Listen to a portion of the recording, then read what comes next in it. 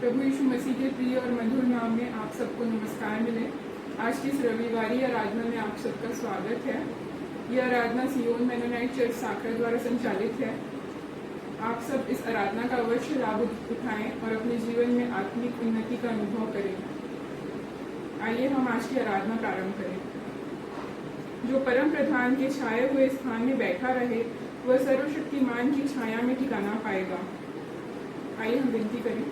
प्यारे पिता, हम तेरे पास आते हैं, तुझे हृदय से धन्यवाद देते हैं आज के दिन के लिए, इस समय के लिए जो तूने हमें दिया प्रभु जी। हम सबको इस जीवितों की भूमि में रखा प्रभु जी, ताकि हम फिर से एक साथ तेरी आराधना कर सके, तेरी स्तुति कर सके, तेरे गीतों को गाने वाले हो सके, तेरे वचन को पढ़ने वाले हो सके प्रभु जी। हर एक बातों में तुझे आदर और महिमा देते हैं प्रभु जी।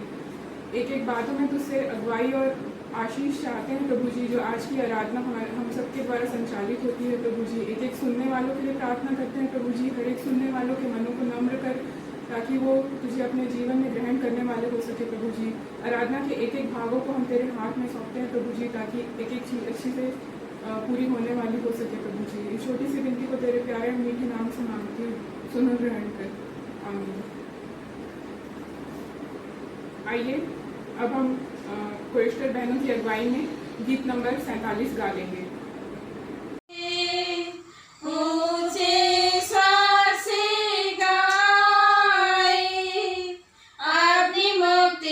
चट्टान का जय जयकार करे, आओ हम यहोवा के लिए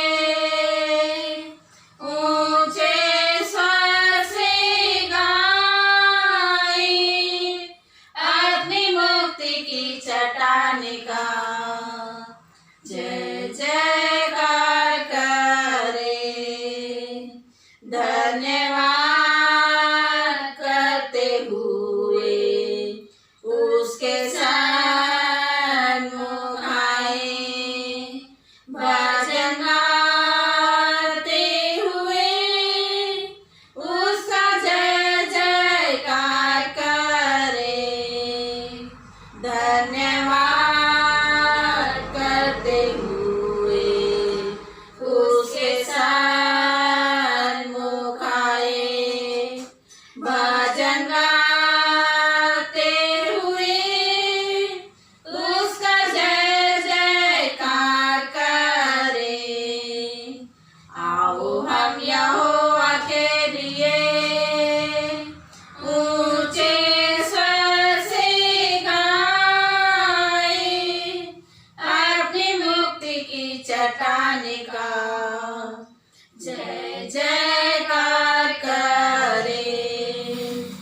क्योंकि यहोवा महान ईश्वर है, सारे देवताओं के ऊपर वो महान राजा है।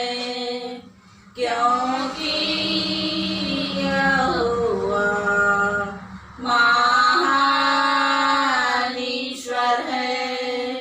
सारे देवताओं के ऊपर वो महान राजा है। आओ हम यहोवा के लिए ऊंचे स्वर से गाएं, अपनी मुक्ति की चट्टान का जय जयकार करे। क्योंकि वो हमारा परमेश्वर है और हम उसकी प्रजा, उसके हाथ की भेड़ें हैं। क्योंकि वो हमारा परमेश्वर है और हम उसकी प्रजा, उसके हाथ की भेड़ें हैं। आओ हम यहोवा के लिए ऊंचे स्वर से गाएं,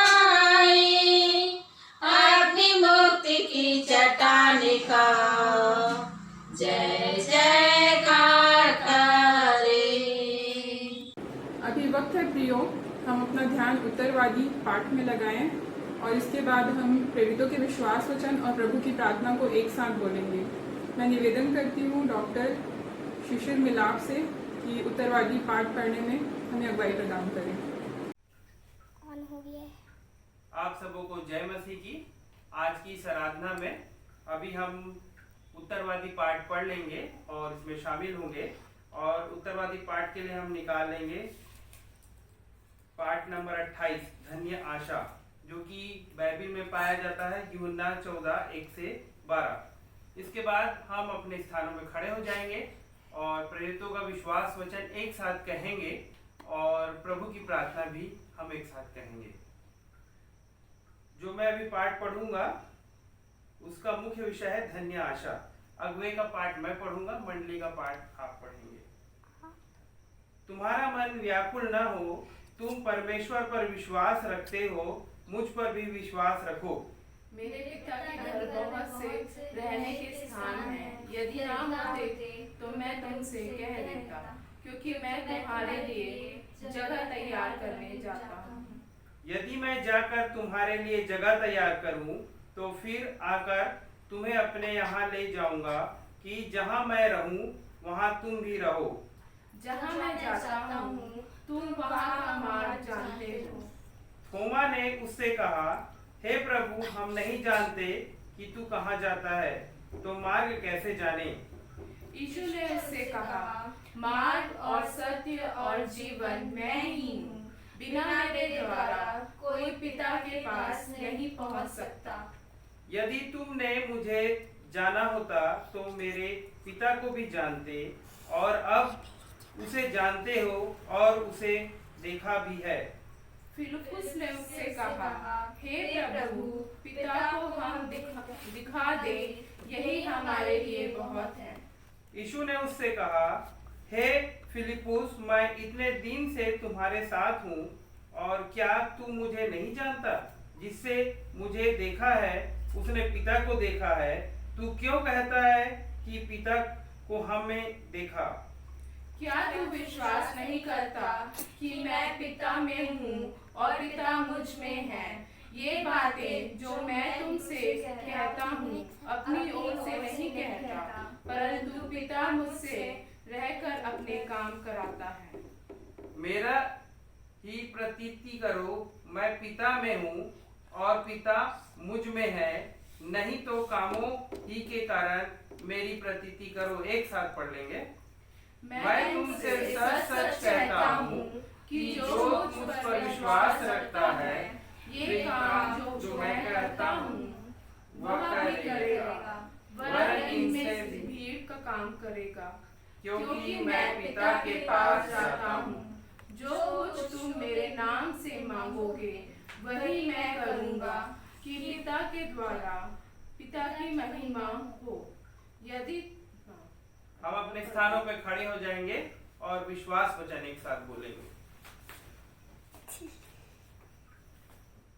मैं विश्वास करता हूँ परमेश्वर पिता पर, जो स्वर्ग और पृथ्वी का सर्वशक्तिमान सिरजनहार है, और उसके एकलौते पुत्र अपने प्रभु यीशु ख्रीस्त पर, जो पवित्र आत्मा से गर्भ में आया, कुंवारी मरियम से उत्पन्न हुआ, पेंतुस पिलातुस की आज्ञा से दुख उठाया, क्रूस पर चढ़ाया गया, मर गया और गाड़ा गया, पाताल में उतरा, तीसरे दिन मृतकों में से जी उठा, स्वर्ग पर चढ़ गया और परमेश्वर सर्वशक्तिमान पिता के दाहिने हाथ जा बैठा है, जहाँ से वह जीवों और मृतकों का न्याय करने को फिर आएगा।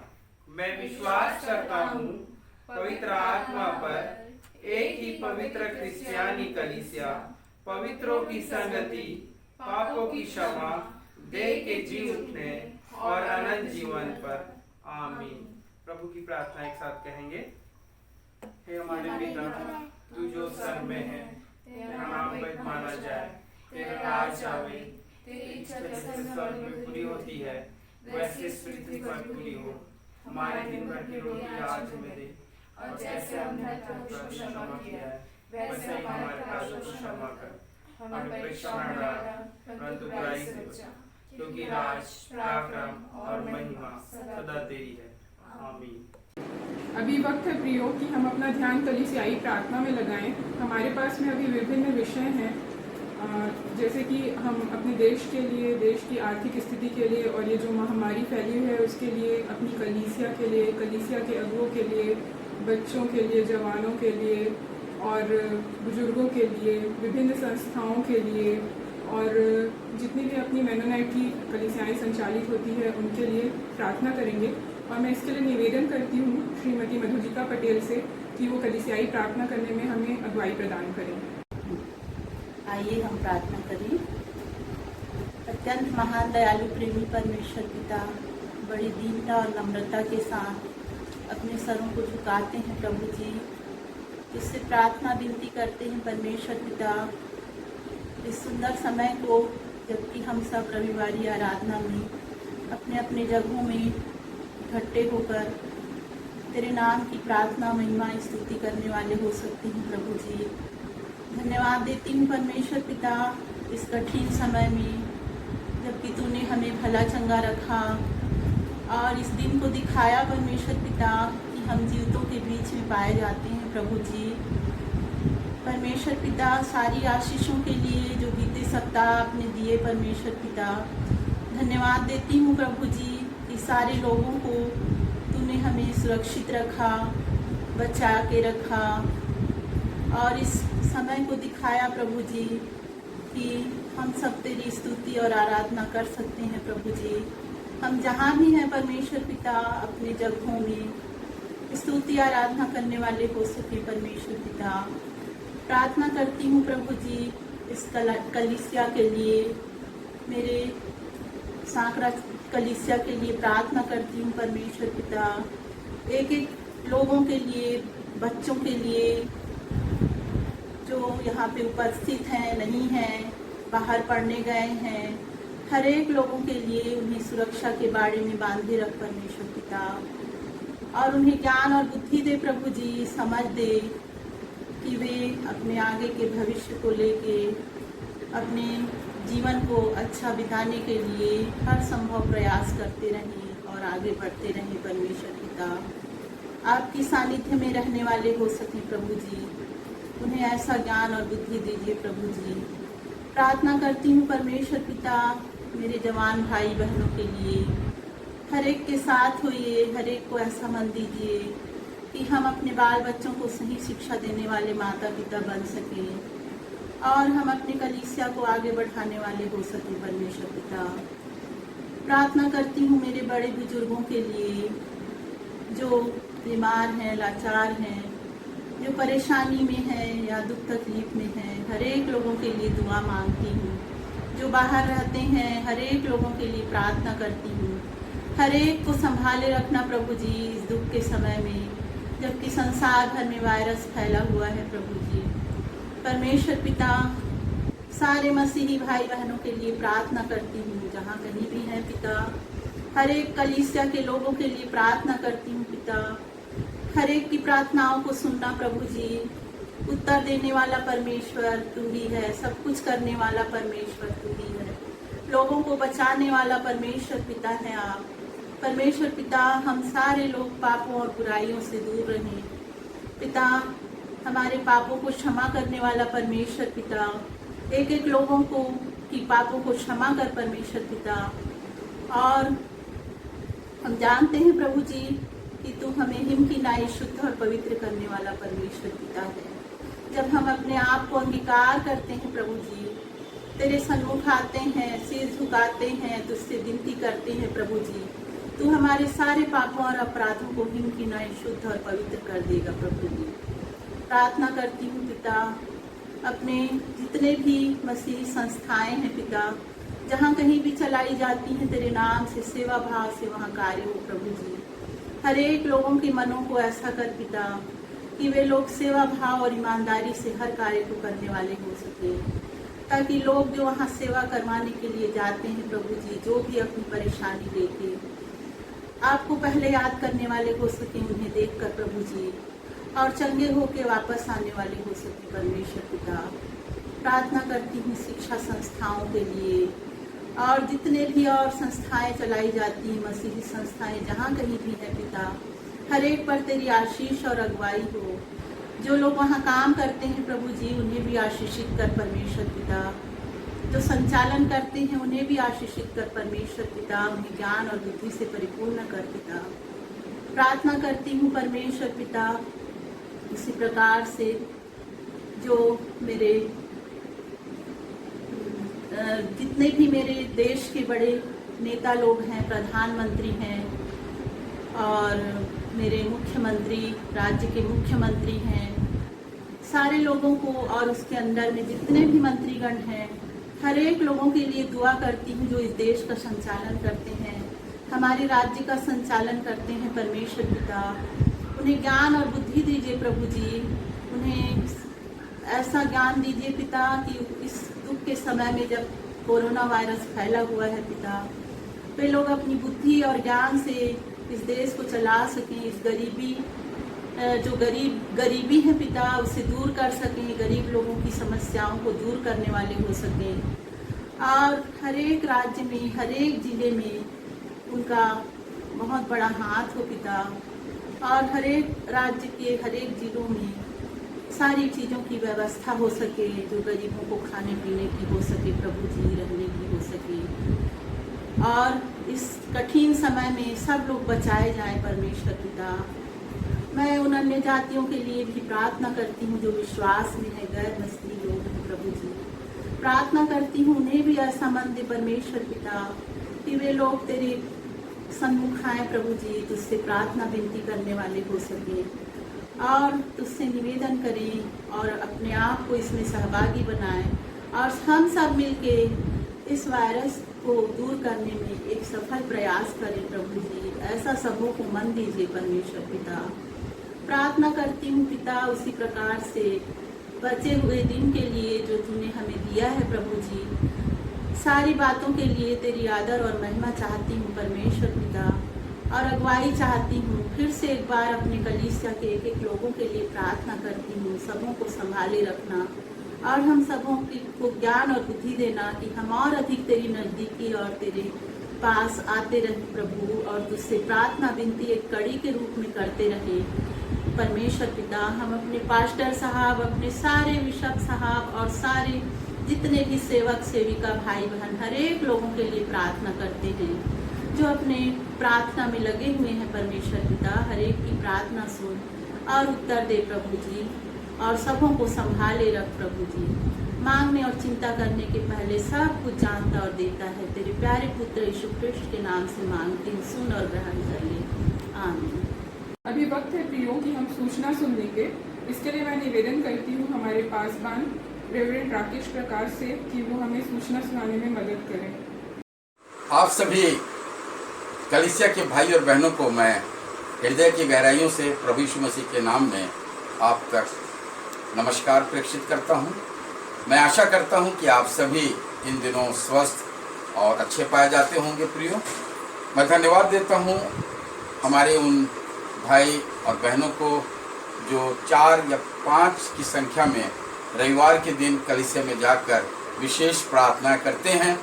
हम इन दिनों अपनी नियमित आराधना तो नहीं कर पा रहे हैं, लेकिन फिर भी रविवार के दिन कलीसिया में जाकर परमेश्वर को धन्यवाद देना बहुत ही अच्छी बात है। सो मैं एक बार फिर से उन सभी को हृदय से धन्यवाद देता हूं और आप सभी से आग्रह करता हूं कि आप अपने घरों में इस ई आराधना के माध्यम से जुड़े रहें या आप अपने घरों में जैसे भी बनता है आप परमेश्वर की स्तुति और उसकी महिमा को करते रहें। हमें हर परिस्थिति में अपनी आराधना को चाहे हम घरों में रह कर करें, हमें करते रहना है। प्रियो, इस सप्ताह में जबकि बहन एस्तर राय का निधन हुआ और आप सभी ने इस कार्य में बहुत सहायता किया, मैं अपने आदरणीय बिशप एन आशावान जी को हृदय से धन्यवाद देता हूँ। सेवक और सेविका बहन को धन्यवाद देता हूँ। आप सभी को धन्यवाद देता हूँ जिन्होंने शोकित परिवार के बीच में जाकर आपने उनको अपनी सांत्वना दिया, सहायता किया और परिवार के साथ रहकर उनको आपने ढाढ़स दिया। आप सभी को मैं हाथ जोड़कर इस कार्य के लिए धन्यवाद देता हूँ। प्रियो, हमारे मेनोनाइट चर्च इंडिया की इकाई कलीसिया मेनोनाइट चर्च भिलाई में भी एक बहन मंजुला मिहिर का निधन शनिवार प्रातः हो गया है और रविवार प्रातः 11 बजे उन्हें स्थानीय कब्रिस्तान नेहरू नगर में मिट्टी दी जाएगी। मैं आप सभी से आग्रह करता हूं कि शोकित परिवार को आप स्मरण रखें, साथ ही साथ हमारे अभिषिक्तों को जो मेनोनाइट चर्च भिलाई के हैं उनको स्मरण रखें, ताकि वे इस कार्य को ठीक से प्रभु की अगुवाई में परिवार के साथ मिलकर कल उस अंतिम संस्कार को हमारे अभिषेक जन कल कर सकें। प्रियो, मैं साथ ही साथ धन्यवाद देता हूं और बधाई देता हूं भाई अरविंद राम को, जिनका जन्मदिन था, और प्रिय परिवार के लिए हम प्रार्थना करें, भाई के लिए प्रार्थना करें और उनकी और भी अच्छी सेहत के लिए, परिवार के समृद्धि के लिए, भाई के लिए हम प्रार्थना करें कि परमेश्वर के साथ इसी तरह वे संगति में बने रहें कलीसिया के, और कलीसिया के कार्यों में अपनी सहभागिता को वे बनाए रखें। विगत माह में जबकि प्रिय बहन मधुलिका पटेल जबकि वेलोर गई थी और वे स्वस्थ होकर वे वहां से वापस आ गई हैं और इन दिनों वे अपने घर में रहकर परमेश्वर को धन्यवाद दे रही हैं। हम उनके उत्तम स्वास्थ्य के लिए हम परमेश्वर पिता को हृदय से धन्यवाद देते हैं। प्रियो, मैं आप सभी से निवेदन करता हूं कि आप अपने घरों में जैसे भी आपको सुविधा होती है आप जरूर आराधना करें, और रविवार ये जो भेंट है या विशेष जो भेंट हैं आप उसे अपने घर में ही एकत्र करें, और हमारे कोषाध्यक्ष महोदय को या हमारे जो चर्च सपोर्ट फंड जो हमारे डीकन महोदय लेते हैं उनको, या अन्य जो सहायक कोषाध्यक्ष हैं इस कार्य के लिए, आप उनको अपनी उस राशि को अवश्य ही जमा कर दें। जितनों ने अभी तक दिया है उन सभी को मैं बहुत धन्यवाद देता हूं, और उन सभी से आग्रह करता हूं जिन्होंने अभी तक अपने उस घरेलू जो भेंट है कलीसिया के लिए नहीं दे पाया है, आने वाले दिनों में मैं आशा करता हूं कि आप इसे कलीसिया में जरूर हमारे इन भाइयों को या बहन को जाकर उस भेंट को आप उन्हें दे देंगे। प्रियो, इसी तरह से हम परमेश्वर की स्तुति करते रहें, उसकी आराधना में बने रहें, और समय समय पर इसी तरह से जब तक अभी हमारा चर्च भवन नहीं खुल जाता है हम इस प्रकार से मोबाइल के माध्यम से और इन संसाधनों के माध्यम से आपसे बातचीत करते रहेंगे। मैं आशा करता हूं आपका सहयोग हर एक कार्यों के लिए हमें अवश्य है कि वो मिलता रहेगा। आप सभी को मैं प्रभु यीशु मसीह के नाम से फिर से एक बार नमस्कार कहता हूं, और आपकी हर कार्य के लिए आपको मैं धन्यवाद देता हूं। धन्यवाद। अभी वक्त है प्रियो कि हम एक विशेष गीत सुन लेंगे, और इसके लिए मैं आमंत्रित करूंगी बहन प्रतिज्ञा बारिक को। मेरे गीतों का विषय तू मेरी आराधना, तेरी महिमा मुझसे होवे ये मेरी है भावना, तेरी महिमा मुझसे होवे ये मेरी है भावना। मेरे गीतों का विषय तुझको मैंने मेरे प्रभु जी जब से पाया है, तेरे अनोखे प्रेम के आगे शीश झुकाया है। तुझको मैंने मेरे प्रभु जी जब से पाया है, तेरे अनोखे प्रेम के आगे शीश झुकाया है। तेरी महिमा गाने को जो साथ उठाया है, गीत नया जीवन में तेरे तब से आया है। जीवन का हर पल अब तेरा, तू ही मुझको थामना, तेरी महिमा मुझसे होवे ये मेरी है भावना, तेरी महिमा मुझसे होवे ये मेरी है भावना। मेरे गीतों का विषय तेरा वचन जो राह मेरे दीप सजलता है, मेरे जीवन का हर पहलू उसमें ढलता है। वचन जो राह में मेरी दीप सजलता है, मेरे जीवन का हर पहलू उसमें ढलता है। तेरे वचन के द्वारा मुझको साहस मिलता है, वो तो कभी ना भटकेगा जो उन पर चलता है। तेरे वचन को थामे रहूं यह मेरी हो साधना, तेरी महिमा मुझसे होवे ये मेरी है भावना, तेरी महिमा मुझसे होवे ये मेरी है भावना। मेरे गीतों का विषय भक्त चुनौती देकर पूछे तुमसे बारंबार, यीशु मसीह को बनाया तुमने जीवन का आधार।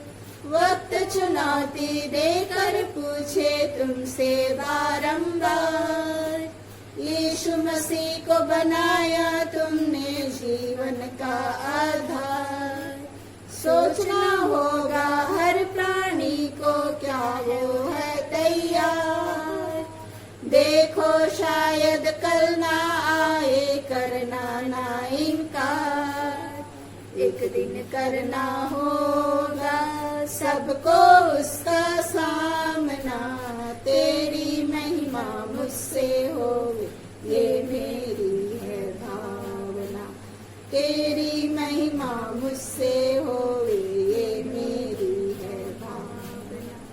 मेरे गीतों का विषय। वक्त है प्रियो कि हम आराधना के मुख्य भाग में पहुंच चुके हैं और अपना ध्यान हम आराधना पाठ पढ़ने में लगाएं। इसके लिए मैं निवेदन करती हूँ बहन रुचि आशावान से कि वो आराधना पाठ पढ़ने और विनती करने में हमें अगुवाई प्रदान करें।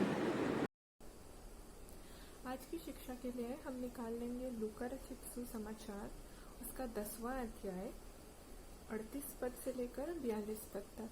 परमेश्वर के पवित्र वचन में इस प्रकार लिखा हुआ है, फिर जब वे जा रहे थे तो वह एक गांव में गया और मार्था नाम एक स्त्री ने उसे अपने घर में उतारा और मरियम नाम उसकी एक बहन थी, वह प्रभु के पांव के पास बैठकर उसका वचन सुनती थी।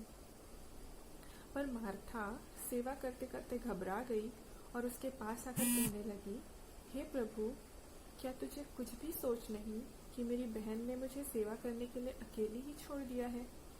सो उससे कह कि मेरी सहायता करे। प्रभु ने उसे उत्तर दिया, मार्था, हे मार्था, तू बहुत बातों के लिए चिंता करती और घबराती है, परंतु एक बात अवश्य है और उस उत्तम भाग को मरियम ने चुन लिया है जो उससे छीना न जाएगा। परमेश्वर पिता इस वचन के पढ़े और सुने जाने पर आशीष दे। आइए हम प्रार्थना करें। परमेश्वर पिता, आपके पास आते हैं, लाखों लाख धन्यवाद देते हैं पिता इस पवित्र वार के सुंदर दिन के लिए, इस सुंदर सुबह के लिए जो आपने दिखाया। धन्यवाद देते हैं पिता, आपने अभी तक हर एक परेशानियों और बीमारियों से बचा कर रखा। प्रार्थना करती हूँ पिता, जितने भी लोग इस वचन को सुनते हैं, इस वचन को सुनकर उसे अपने जीवन में उपयोग में लाने वाले हो सके। इसे समझने के लिए ज्ञान और बुद्धि दीजिए पिता, ताकि हम इसे समझकर दूसरों को बताने वाले हो सकें। प्रार्थना करती हूँ पिता, जिनके द्वारा वचन का प्रचार किया जाता है उनके साथ रहिए, ताकि वो आपकी ओर से होकर हमें बताने वाले हो सकें। और क्या मांगो पिता, छोटी सी विनती को सुनिए और ग्रहण कीजिए। यीशु मसीह के नाम से मांगती हूँ, आमीन। अभी हम आराधना के मुख्य भाग में पहुंच चुके हैं और हम अपना ध्यान संदेश सुनने में लगाएंगे। इसके लिए मैं निवेदन करती हूँ डॉक्टर एस.के. नेताम से कि वो हमें आज का आत्मिक भोजन प्रदान करें। मसीह के मधुर नाम में आप सबों को मेरा और मेरे परिवार की ओर से प्यार भरा नमस्कार मिले। सर्वप्रथम मैं परमेश्वर पिता को धन्यवाद देना चाहता हूं कि परमेश्वर ने मुझे एक मौका दिया कि इस विषम परिस्थिति में भी मैं परमेश्वर का धन्यवादी मन प्रकट कर सकता हूं और अपने प्रियजनों से मिलकर उसे आनंद बना सकता हूं। मैं धन्यवाद देना चाहता हूं हमारे स्थानीय पासवान को, जिन्होंने हमें मौका दिया कि मैं परमेश्वर के वचन का प्रचार कर सकूं। आज के वचन के प्रचार के लिए जो वर्ष मैंने चुना है वो पाया जाता है लूका रचित सुसमाचार, उसका 10वां अध्याय पद 38 से 42 तक। मैं रिक्वेस्ट करूंगा मिसेस चिलाटे से कि वो इसे पढ़ने में हमारी अगुवाई करें। आइए हम परमेश्वर के जीवित कलाम से पढ़ लेंगे लूका रचित सुसमाचार उसका 10वां अध्याय पद 38 से लेकर 42 तक। फिर जब वे जा रहे थे तो वह एक गांव में गया और मार्था नाम एक स्त्री थी, उसे वह अपने घर में उतारा। और मरियम नाम उसकी एक बहन थी, वह प्रभु के पांवों के पास बैठकर उसका वचन सुनती थी। पर मार्था सेवा करते करते घबरा गई और उसके पास आकर कहने लगी, हे प्रभु, क्या तुझे कुछ भी सोच नहीं कि मेरी बहन ने मुझे सेवा करने के लिए अकेले ही छोड़ दिया है? सो उससे कहें कि मेरी सहायता करें।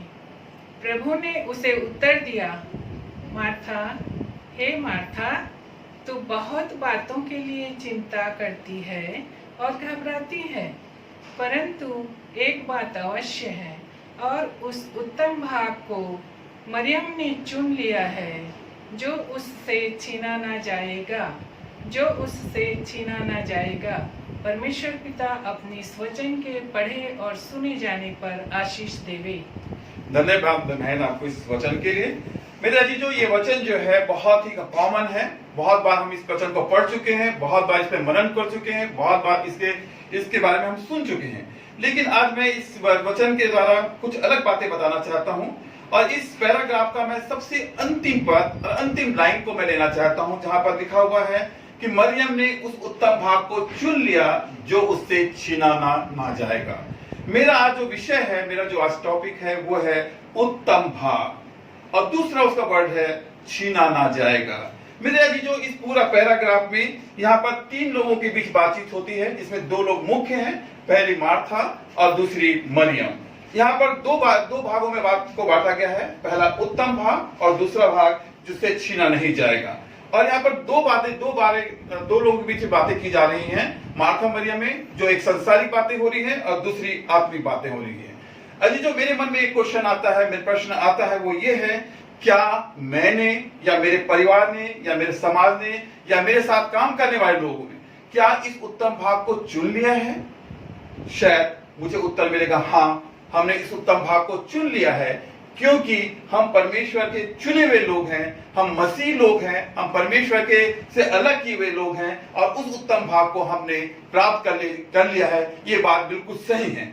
इस बात को मैं मानता हूं कि हमने उत्तम भाग को चुनकर मसीहत की जिंदगी जी रहे हैं। लेकिन दूसरा प्रश्न मेरे मन में यह आता है, क्या जो उत्तम भाग को मैंने चुन लिया है, उस उत्तम भाग को परमेश्वर मुझसे छीन तो नहीं लेगा? वो खत्म तो नहीं हो जाएगा? मेरे अजीजों, इस बात को मुझे बहुत तरस आता है मार्था पर प्रभु यीशु मसीह की सेवा करने के लिए आगे बढ़ रही थी, लेकिन प्रभु यीशु मसीह ने मार्था से नहीं कहा कि तू उस उत्तम भाग को चुन लिया, परंतु उसने मरियम से कहा कि मरियम, तूने उस उत्तम भाग को चुन लिया है जिससे उसे छीना नहीं जाएगा। मेरे अजीजों, हम जब परमेश्वर की, जब हमारे पास उत्तम भाग हमारे से जब नहीं छीना जाएगा, जब हमारे पे अच्छे गुण होंगे। क्या ऐसा गुण मरियम में था जो मार्था पे नहीं था? कौन सा ऐसा गुण था जिससे कारण प्रभु यीशु मसीह ने मरियम से कहा कि तुझसे यह छीना नहीं जाएगा?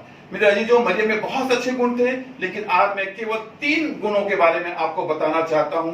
जो गुण वो थे, सबसे पहला गुण था जो मरियम का था, वो सेवा करने का गुण था। मेरे अजीजों, मार्था भी सेवा कर रही थी, मरियम भी सेवा कर रही थी, लेकिन मार्था जो थी संसारिक बातों में लगी हुई थी, उसके खाने पकाने और उसके संसारिक बातों की चिंता कर रही थी। वो चाहती थी प्रभु यीशु मसीह अच्छी चीज खाए, अच्छी चीज पिए, अच्छी चीज रहे, लेकिन मरियम ने उस बात को ध्यान नहीं देकर वो उसके चरणों में बैठ जाती है और वो इस बात का ध्यान देती है कि मैं कुछ अच्छी आत्मिक बातों को सुन लूं, आत्मिक बातों के ज्ञान को ले लूं और आत्मिक सेवा करूं।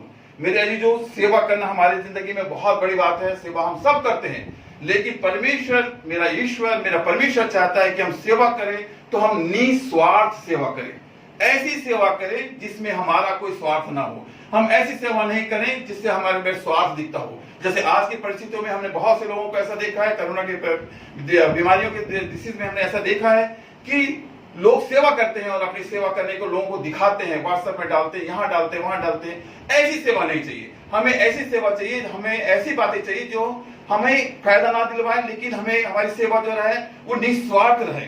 बहुत सी ऐसे बाइबल में, पुराने नियम में ऐसे उदाहरण है मेरे अजीजों जो निस्वार्थ सेवा किए। आप राहाब वेश्या के बारे में आपने सुना होगा। राहाब अपने पेशे से तो बहुत ही बेकार थी, सामाजिक रीति से वह पिछड़ी लगी हुई थी, लेकिन परमेश्वर ने उसे आशीष दिया। क्यों आशीष दिया? क्योंकि उसने निस्वार्थ परमेश्वर के जनों का उसने सहायता की।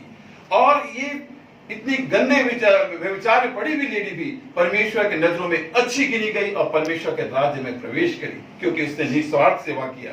आपने दयालु सामरी के बारे में भी सुना होगा मेरे अजीजों। तब दयालु सामरी के बारे में सुना होगा जब एक मनुष्य को रास्ते में डाकुओं ने मार करके उसे गिरा दिया और उसके पास से बहुत से लेवी, पास्टर, फरीसी, सदुकी, बहुत से परमेश्वर के ऊंचे पोस्ट में रहने वाले लोग उसके पास से निकल गए, लेकिन किसी ने भी उसकी सहायता मदद नहीं की, उसे छुआ नहीं, उसे पूछा नहीं। लेकिन एक दयालु सामरी मनुष्य उसके पास में आया और उसको सेवा टहल की, उसके पट्टी बांधी, उसके घावों को पोंछा और उसे ले गया और उसे ले जाकर अस्पताल में जाकर पहुंचाया। और केवल पहुंचाया नहीं, लेकिन उसको पहुंचाने के बाद उसके हाथों में पैसा भी दिया, उसके खाने और पीने के लिए पैसा भी दिया।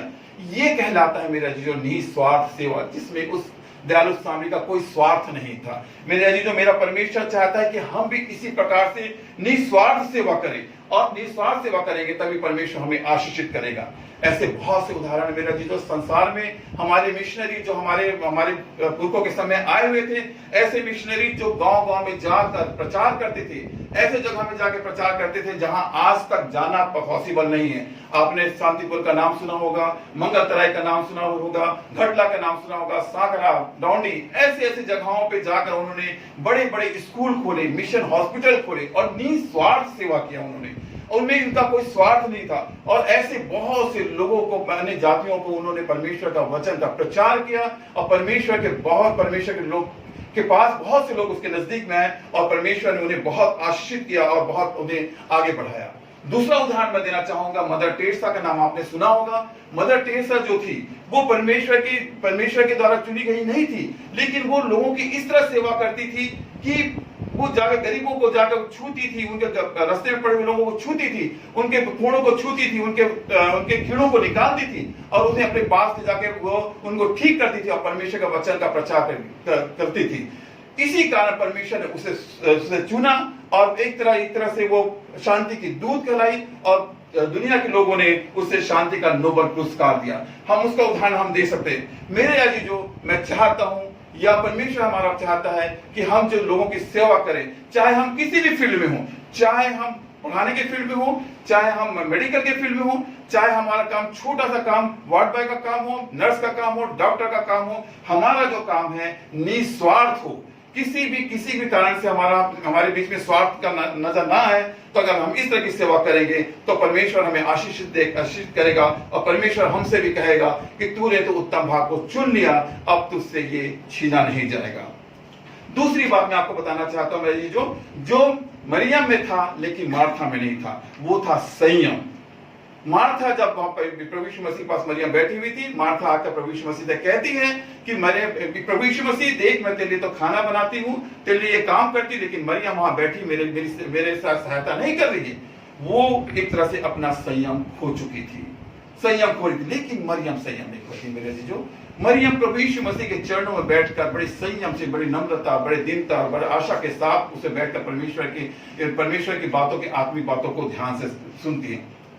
सेम आज की परिस्थिति हमारे बीच में ऐसी है प्रभु जी। हम जो परिस्थिति में आज के दिन में गुजर रहे हैं, आज हमारी परिस्थिति में जो हमारी बीमारियां फैली हुई, कोरोना की बीमारी फैली है, यदि हमने संयम रखा है, अपने घर में अपने आप को बंद कर लिया है, तब तक तो हम यहाँ पर बहुत निकले हैं। यदि हम संयम खोकर हम बाहर निकल जाते हैं तो हमारी मौत निश्चित है। लेकिन हमने संयम को बनाए रखा है, अपने आप को बनाए रखा है, तो परमेश्वर हमको बचाए रखा है। मेरे जो प्रभु यीशु मसीह भी चाहता है कि हम संयम के साथ में आगे बढ़ें और संयम के साथ में परमेश्वर के नजदीक में आ सके। मैं ऐसे बहुत से उदाहरण आपको दे सकता हूं जो संयम की बातें बताता है। पहला पतरस और उसमें 1 और 13 पद में लिखा हुआ है, आशा और संयम में संयम रखो तो अंत के समय तक तुम्हें अनुग्रह मिलेगा। यदि हमने संयम नहीं रखा, हम अपने आप को किसी तरह से बिगाड़ दिए, अपने संयम खो दिए, तो प्रभु परमेश्वर हमें अनुग्रह नहीं देगा। हम अंत के समय में हार जाएंगे, क्योंकि हम सब जानते हैं जैसे कि आज की परिस्थिति है कि आज की परिस्थिति में देश पे देश, विदेश पे विदेश और लोग एक दूसरे पर जाति पे जाति एक दूसरे पर वार कर रहे हैं और हमारा अंत का समय आना बहुत निकट है। इस समय में यदि हम अपने संयम खो देते हैं तो हम अनुग्रह की परिस्थिति जो परमेश्वर हमको देने वाला है हम वो भी खत्म कर सकेंगे, खत्म हो जाएगा। पहला पत्र उसके 5 और 8 में लिखा हुआ है, विश्वास में संयम रखो वरना शैतान तुम्हें फाड़ खाएगा। मेरे जो हमको विश्वास में संयम रखना बहुत जरूरी है। बहुत बार हमारे मन में हमारा विश्वास डामाडोल हो जाता है। मैं दूसरों की बात नहीं करना चाहता जीजो, मैं चाहता हूं कि मैं अपने मन में कई बार मेरे को ऐसा शक आता था, ऐसा विश्वास नहीं होता था कि क्या परमेश्वर ने इस दुनिया को बनाया, क्या प्रभु यीशु मसीह यरूशलेम में पैदा हुए, क्या प्रभु यीशु मसीह की माता जो पवित्र आत्मा से गर्भ के द्वारा उत्पन्न हुआ। ये बहुत सी ऐसी बातें मेरे मन में आया करती थी, लेकिन मेरा सौभाग्य था कि मैं अपने परिवार के साथ यरूशलेम जा सका और वहां पर जाके हर एक चीजों को जो परमेश्वर के वचन में जीवित कलाम में लिखा हुआ है उस चीजों को मैंने देख सका और परखा। मेरे अजीजों, मैं कहना चाहता हूं कि मैं तो थोमा के समान रहा। मैं थोमा के समान जाकर मैं देखने के बाद में मैंने विश्वास किया कि परमेश्वर की वहां पर चीजें सच्चाई जो लिखी हुई बाइबल में वो सच्चाई है। लेकिन मैं आप लोगों के लिए धन्यवादित हूं कि आप लोग वहां तक नहीं पहुंच पाए, नहीं देख पाए, लेकिन आप पर विश्वास करते हैं और उस पर विश्वास करते हैं तो परमेश्वर आपको आशीषित करेगा। जिस दिन आप विश्वास तोड़ देंगे मेरे जो शैतान खड़ा है वहां सामने और वो आपको फाड़ खा जाएगा, क्योंकि शैतान ने प्रभु यीशु मसीह को भी परेशानी में नहीं छोड़ा। प्रभु यीशु मसीह अपने विश्वास में खड़े रहे तभी वो शैतान उसे कुछ भी नहीं कर पाया। तीसरा उदाहरण मैं आपको देना चाहूंगा, पहला तीमुथियुस में लिखा हुआ है, संसारिक बातों में संयम रखना। मेरे लिए संसार में बहुत सी बातें हैं। संसार में व्यभिचार है, आंखों की अभिलाषा है, जीविका का घमंड है, मेरे पढ़े लिखे होने का घमंड है, बहुत सी मेरे धन दौलत का घमंड है, शराब पीने के पियक्कड़ लोग हैं। यहाँ पर बहुत सी ऐसी संसारिक बातें हैं जो हमें लुभाती हैं, जो हमें अपने आप को आकर्षित करती है और उस आकर्षण में हम बह जाते हैं। आज हम संसार में रह के बहुत अच्छी बड़ी बड़ी बिल्डिंग बनाना चाहते हैं, बड़े बड़े घर बनाना चाहते हैं, धन दौलत जमा करना चाहते हैं, सब बातें अपने अपने संसारी बातों में जीना चाहते हैं। लेकिन मेरे प्रियो, मैं आप लोगों को बताना चाहता हूं, इन सब बातों से या यहाँ धन इकट्ठा करने से कोई फायदा नहीं, क्योंकि प्रभु यीशु मसीह कहते हैं, परमेश्वर हमारा कहता है, जहां तुम्हारा धन रहेगा वहां तुम्हारा मन रहेगा। कि जहां पर तुम धन इकट्ठा मत करो, क्योंकि यहाँ तो कीड़े बिगाड़ते हैं और यहाँ पर चोर सेंध लगाते हैं, लेकिन वहां पर धन इकट्ठा करो जहां पर तुम्हारा परमेश्वर वहां पर रहता है। हमें विश्वास के साथ अपनी जिंदगी को रखना है, हम विश्वास के साथ हमें परमेश्वर के आगे बढ़ना है। परमेश्वर को मानना है कि परमेश्वर हमारे लिए दुनिया पे आया, हमारे लिए मारा गया, हमारे लिए गाड़ा गया, हमारे लिए अस्पताल पे उतरा और तीसरे दिन मृतकों में से जी उठा, स्वर्ग में बैठ गया और वो फिर से हमें लेने आने वाला है, ताकि जहां वो रहे वही हम भी रहें। मेरे जो बहुत से संयम की बातें हमारी जिंदगी में बाइबल में लिखी हुई है, लेकिन मैं संसारिक बातें में एक उदाहरण देना चाहता हूं। जब हम मरीज होता है, उस जब डॉक्टर के पास में जाता है तो बड़े संयम के साथ अपने आप को वहां पर सौंप देता है और वही संयम रखे रहता है। जो डॉक्टर चाहता है वो उसका इलाज कराता है और वो संयम बनाए रखता है, तो डॉक्टर उसका इलाज करके उसको सुरक्षित करता है, उसे सफल करता है, उसे सुरक्षित करके बचा लेता है और परमेश्वर उसे आशीष करता है, उसको नई जिंदगी देता है। तो मेरे लिए जो संयम जो था वो मरियम में था, इससे प्रभु यीशु मसीह उससे कहते कि मरियम, तूने उत्तम भाग को तो चुन लिया, लेकिन तुझसे ये छीना नहीं जाएगा। पर मार्था में संयम नहीं था मेरे प्रियो। तीसरी और अंतिम बात मैं आपको बताना चाहता हूं कि मरियम में जो था वो समर्पण था मेरे प्रियो। समर्पण था, मतलब वो प्रभु यीशु मसीह के लिए समर्पित हो गई थी, वो उसके चरणों में बैठ गई थी। चरणों में बैठकर वो आत्मिक बातों को सीखना चाहती थी, आत्मिक बातों का ज्ञान लेना चाहती थी। लेकिन प्रभु यीशु मसीह मार्था से कहते, मार्था तू हड़बड़ी करती है, तू इतनी उतावली क्यों होती है? मरियम ने तो उत्तम भाग को चुन लिया जो उससे छीना ना जाएगा।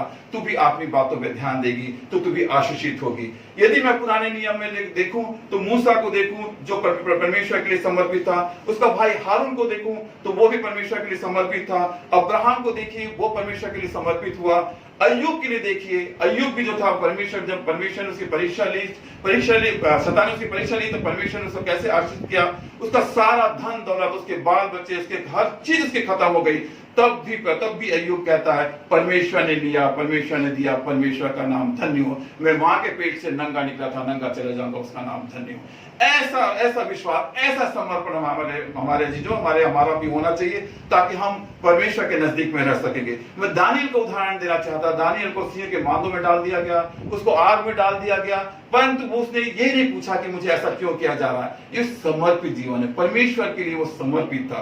ये तो पुराने नियम की बातें हुई, लेकिन प्रेरितों के काम उसके 26 से 39 में स्तफनुस के बारे में आप जानते हैं। स्तफनुस को पत्थर वार करके मार दिया गया, पत्थर एक पत्थर मार के पर उसने घूम के नहीं पूछा, पलट के नहीं पूछा मुझे पत्थर क्यों मारा जा रहा है। उसने अपने आप को समर्पित कर दिया, परमेश्वर के लिए समर्पित दिया, अपनी जान को दे दिया। उसी प्रकार प्रेरितों 21 और 13 में भी पौलुस कहता है, मैं मसीह के लिए मरना चाहता हूं। क्या आप ये चाहते हैं कि अब हम भी बोल सकते हैं कि मैं मसीह के लिए मरना चाहता हूं, मैं मसीह के लिए जीना चाहता हूं? क्या मैं मरियम के समान बैठकर परमेश्वर के चरणों में आत्मिक बातों को सीखना चाहता हूं? शायद हो सकता है कि आप करना चाहते हो। मैं ऐसे बहुत से सेवकों, बहुत से ऐसे पास्टरों को, बहुत से ऐसे बिशपों को जानता हूं जो अपने आराधना लेके अपने लोगों के लिए, अपने मसीहों के लिए अपने जान दे दिए, अपने कुर्बान किए उनके आगे बढ़ाने के लिए। मैं ऐसे बहुत से मास्टर और टीचर को जानता हूं जो अपने बच्चों के लिए समर्पित जीवन व्यतीत करके उनको शिक्षा देने में अपनी जिंदगी व्यतीत कर दी है। मैं ऐसे बहुत से डॉक्टर, नर्स और पैरामेडिकल्स को जानता हूं, अस्पताल में काम करने वाले कर्मचारियों को जानता हूं जो पूरी जिंदगी अपनी सेवा भाव में, संयम के साथ में और समर्पण के साथ अपनी जिंदगी को खत्म कर दी। मेरे जीजो, ये तीनों गुण, सेवा, संयम और समर्पण जिसमें रहेगा वो परमेश्वर के नजदीक और उसका अनुग्रह को प्राप्त करेगा। मेरे जीजो, संसारिक तरीके से अगर मैं एक उदाहरण दूं समर्पण का, तो सबसे बढ़िया समर्पण का उदाहरण होता है हमारे माँ बाप। मेरे अजीजों, माँ बाप से बढ़कर ज्यादा समर्पण कोई किसी अपने बच्चे के लिए नहीं करता।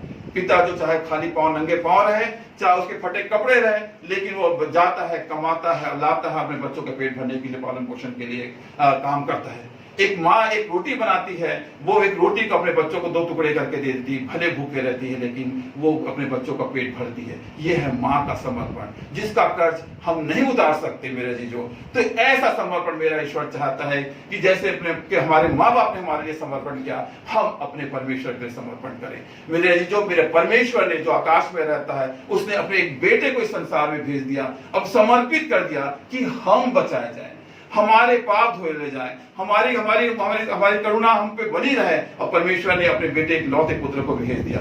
अजी जो मैं आज अंतिम बातें में ये कहना चाहता हूँ, यदि मेरे में सेवा की भावना है, निस्वार्थ सेवा की भावना है, मेरे में संयम है, मेरे में समर्पण है, तो मुझे कोई भी परमेश्वर के नजदीक जाने से नहीं रोक सकता। मैं चाहता हूँ मेरे जीजो कि हम सब अपने संपूर्ण मन से, संपूर्ण सच्चाई के साथ भी परमेश्वर के नजदीक में जाए, परमेश्वर के नजदीक में जाए।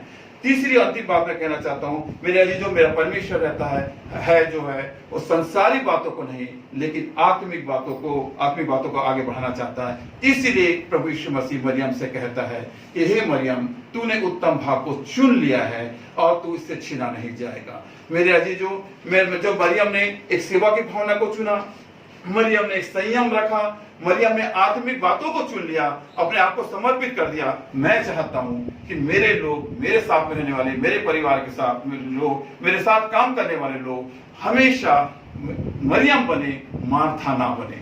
मार्था तो थी, उत्तम भाग को जरूर चुन ली थी, लेकिन वो उस भाग को चुन नहीं पाई, उसको अपने पास रख नहीं पाई। पर मेरा निवेदन आप सभी से सनम्र निवेदन है कि आप मरियम बनिए, मार्था मत बनिए।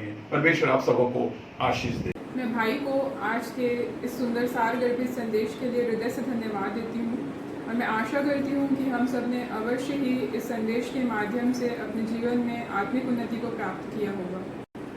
आइए हम अपने भेंटों को परमेश्वर पिता को दें, और इसके लिए हम कोरिस्टर बहनों की अगुवाई में गा लेंगे गीत नंबर 501। निकालेंगे गीत का नंबर 501। ओ धन्यवाद प्रभु तेरा, तूने इतना दिया है, आशीष इतनी हमें दी, जग को प्यार किया है। ओ धन्यवाद प्रभु तेरा, तूने इतना दिया है,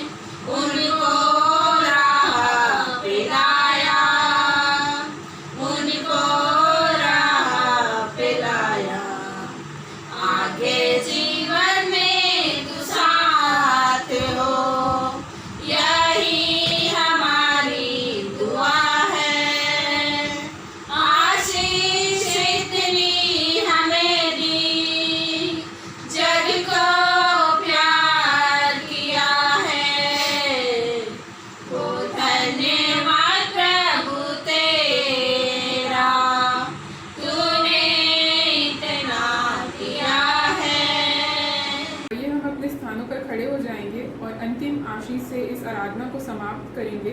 मैं निवेदन करती हूँ पास्टर राकेश प्रकाश से कि हमें अंतिम आशीष प्रदान करें।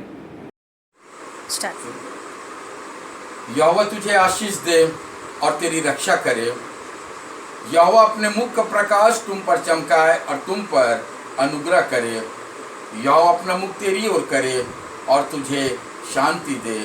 अब हमारे पिता परमेश्वर का प्रेम, प्रभु यीशु मसीह का अनुग्रह और पवित्र आत्मा की शांति और उसकी सहभागिता हमें से उपस्थित सभी भाई और बहनों पर, हमारी प्रिय कलीसिया के सभी सदस्यों पर अब और सदा बनी रहे। आमीन।